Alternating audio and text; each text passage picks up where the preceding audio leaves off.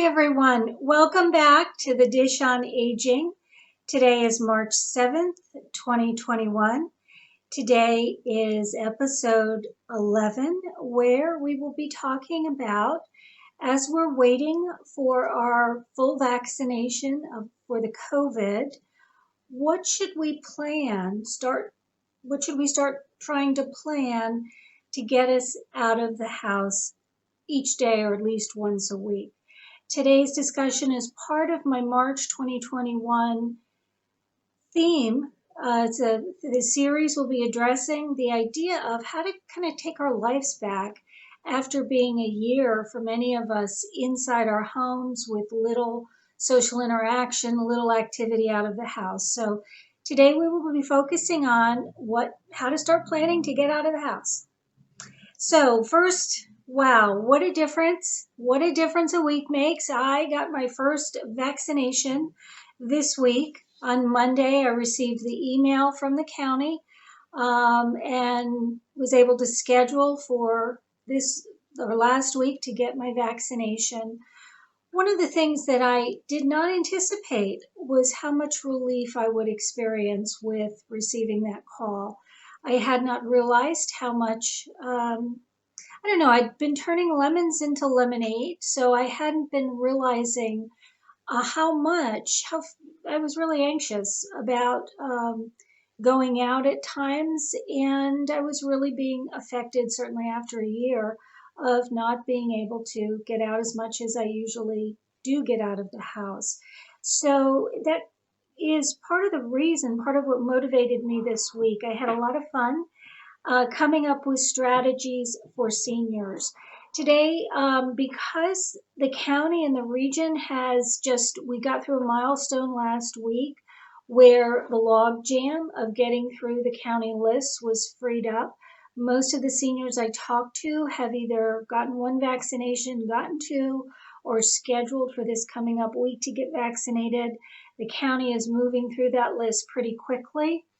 For anyone who has not yet gotten called, if you don't get called in the next week, I'm encouraging you to have your family start playing a game of whack-a-mole, and they'll know what I mean when I say that. Or for some reason, I've been hearing people who live in Pennsylvania have been having much more luck going over to New Jersey to get vaccinated. So those are my two suggestions for you. Okay, so today, by the way, I don't even know if we're permitted to go over to New Jersey. I just know that's how people are getting vaccinated. We are still in the A1, where they're making progress to the A1, and the 1A group, and they will be going to the 1B and C groups in Bucks County fairly quickly. And of course, Philadelphia had been vaccinating both groups at the same time. So we're anticipating that most adults by May are going to be able to get access to a vaccination. I now believe that because I've seen it as being something that will be accomplished. In the meantime, today I want to focus on those of us who are partially vaccinated. How should we start, even if you have not received a call yet, how to start thinking about getting out of the house? When I was envisioning this, what resources to provide to you all this week, I said, I Googled seniors and activities. The only thing that comes up is a senior center. So the good news is I was able to find resources that are for all age groups. I think that's better for seniors because when you go to the senior center, you're going to be around your peer group. You're going to be around the generation that you're from. And it's important in terms of coming out of this pandemic. I want to encourage everyone to set your goals so that you come out of this pandemic stronger than you were when you went in. There's one thing we have learned from this pandemic. Our social connections are important and our leisure activities are important. And so I want everyone to use this week as an opportunity to start thinking about how you're going to come out stronger. And that means you're going to have to develop some new connections and some new activities, and I'm going to tell you how to do that in today's video. So the real quick answer, while waiting for full vaccination, what to plan in terms of out of the house activities, and the short answer is anything and everything. And I want you to think about how can you connect with both old and new connections, old meaning the social connections you had before the pandemic. And I want everybody to start thinking about how to make new friends. Because if there's one thing we learned again from this pandemic, we can never have too many friends. And by the way, we already knew that in psychology before the pandemic. So I want everybody now to use this as an opportunity to make new friends, because we're all going to need that social connection to stay strong after the pandemic. Also, I want everyone to think in terms of the old activities, the things you used to do, and we got to get some new activities that we can engage in. For some of you, that'll be because you maybe lost some abilities over the last year. Some of you may inch back towards where you were, and some of you may not. Maybe your medical condition just got older. We all got older this past year. So maybe your medical conditions did as well. I want us to be thinking about every few months to starting with a new activity, because we're going to have things that we can't do anymore. Maybe our social group, maybe that group we had cards with got older and passed. Maybe our memory starts to fade. And now we're having trouble finding someone who'll play cards with us because we're having trouble remembering how to play. So these are all reasons that we need to be thinking about constantly adding new activities to our daily schedules. I want everybody to start slow this week. Some of you may want to think of one out of the house activity for the whole week. Some of you may want to start two. I want you to think of this as a gradual thing. In the next couple of months, once we're all fully vaccinated, if it's a nice day out there, I want everybody out of the house 7 days a week, even if it's just to go to your front porch. So when we're thinking about activities, I want you to, out of the house. Out of the house means, for some of you, the front porch. For some of you, that means getting in the car and going somewhere. For some of you, that means setting up lawn chairs in the backyard. For some of you, actually, that means somebody said their driveway. They could set up a chair in their driveway. They can have a friend drive over and they can enjoy, coffee or conversation as one's sitting in the car and the other one's sitting in the front driveway. So I want you to be creative about this.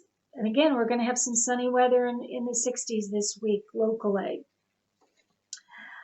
I want you to, with activities, the old activities you used to do, the new activities. The single most important part of today's discussion is going to be, I know what you're thinking, how on earth do I know what's even going on out there? I have been kind of using for several years now a website. I'm going to put it up above here. It's actually Eventbrite, EVENTBRITE.com. The problem with this website is it's a little more complicated than I wish it were. It deals with local activities that are happening in the community in my zip code, and it deals international. Many of the activities are free. Some of them you pay for. What I like about this website, for many seniors who are living on a fixed income, tell me if it's not free, they can't participate. So what you'll have to do is, through trial and error, go through this website, put in your town or your zip code, click only free local activities, and see what comes up. I think you could have, I was having a lot of fun with this last week. Things like a tree planting at a local nature center. I mean, who even thought, how would I even know something like that's going on? Other free activities in the community. I'm trying to remember what else I found. Oh, a lot of clubbing. I want you to think in terms of creativity. There's free. I didn't realize it. I don't know if they're ice skating or roller skating. Those might be nominal, like $1 or $2. A lot of social events, some dating. Now, I know I heard some of you laugh. The idea of you getting on roller skates is you passed your roller skating years. That's fine. What's great about this website is it's not focused on seniors. So some of you might say, my gosh, you've got free roller skating. Let me bring the grandkids. That'll be a fun activity for me to do with the grandkids. So anyway, so these are all kinds of activities going on in the community. Also, this same web page allows for you to find free activities that are available through the internet through video live stream. For example, free video live stream chair yoga, free video live stream presentations. I was really impressed with this. They actually have a psychologist, Dr. Yalom. In fact, I think I have his book right over here. Dr. Yalom, the group therapy guru. I shouldn't say this, but that book was published so many decades ago. I thought the guy had to be 120 years old right now. Well, he appears to be in his 80s, maybe 90. Well, you can pay for a presentation, an all-day presentation by Dr. Irving Yalom. I did not expect to find that on everbright.com. So they'll have some paid presentations and also a lot of free presentations. So you could actually schedule, if we have rain forecasted any day this week, you could probably schedule a good half an hour just to peruse through and try to figure that website out to find out what's available local, in person, and what's available video. And you can put in only the free things, or you can put in the fun. What am I willing to pay $5, $10, $20 to attend? Either in person or online, for those of you who have that discretionary spending money. Another fantastic resource is the Bucks County Free Library System. All of the libraries are now open you can go into the libraries to peruse the books. All of their reading rooms or private meeting rooms are also available. So for some of you, that may be a fantastic way to get out of the house this week, is to reacquaint yourself with the local library. You can also go online. The libraries have activities, many of them for children, but some of them reading lists and a variety of activities that you can participate in, either video, live stream, or in person. So in closing, keep in mind when you're going out of the house, even if you're fully vaccinated, the masks are going to be very important. Keep your masks on. Keep with your hand washing. Also, I want to make a note, those younger than age 16 are not going to have access to vaccinations until early 2022. So as you're planning outdoor activities or even indoor activities, keep in mind when you're around the grandkids, they should have masks on and you should have your masks on too.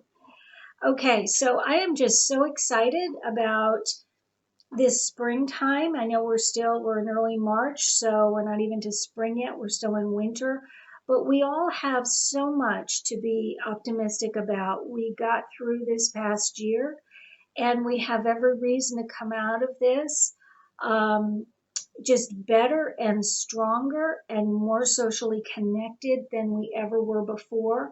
For many of you, I know myself included, I've gotten really good at using the internet video and making social connections that way. There's research in gerontology that is telling us that some level of video connections will be very important for seniors in the years to come. As we get socially isolated, we might be at home again. Like, let's say we have to have a knee done and we can't go out of the house for a few months. Our video social connections are going to be really important. So it's important we keep those up. Also, I'm thinking next winter, separate from any sort of illness or pandemic or medical condition recovery, it's every January, February are tough times for us because the weather is not usually conducive to going out. So we're going to need to keep primed our video and social connections so that we can use them as needed. In the meantime, I want everyone set as a goal, work up to it, to get out of the house to do something every day. That is how we stay physically healthy. That is how we stay cognitive healthy. And it's how we stay emotionally healthy. Also, reconnect with your friends, your activities, and make new friends and new activities. Okay, good. So I'm now back to my shorter presentations, which is my goal. And I look forward to seeing you all next week, which will be March 14th. and I'll be talking about why it's important to continue to expand my social connections. Boy, oh boy, did we learn that. And there have been researchers this whole past year that have been researching that, and we're getting some really good information of what we could have figured out ourselves, and that is how important our social connections keep us sharp, they keep us happy, and they keep us just kind of interacting with others, and that's really important. Okay, be well. I'll see you next week. Bye-bye.